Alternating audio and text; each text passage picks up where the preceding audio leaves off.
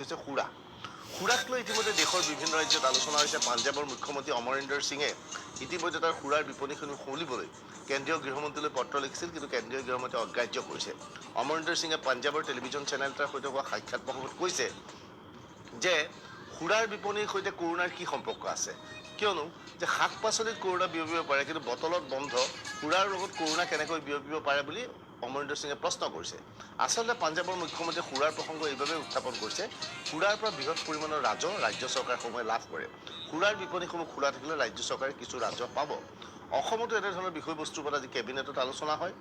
লকডাউনৰ পিছতে সুৰাৰ বিপণীসমূহ খুলি দিয়া হ'ব, কিন্তু খুলি দিলে আজিৰ তাৰিখত আপুনি যিটো ধৰণে সুৰাৰ বটল পাইছে তাতকৈ দাম বাঢ়িব।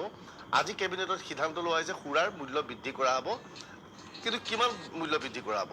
20% পৰ্যন্ত সুৰাৰ মূল্য বৃদ্ধি বা 25% পৰ্যন্ত সুৰাৰ মূল্য বৃদ্ধিৰ সিদ্ধান্ত লোৱা হৈছে। কিমান আচলতে সঠিক সিদ্ধান্ত হৈছে সেই কথা আমি নকওঁ, যিহেতু আনুষ্ঠানিক ঘোষণা কৰা হোৱা নাই।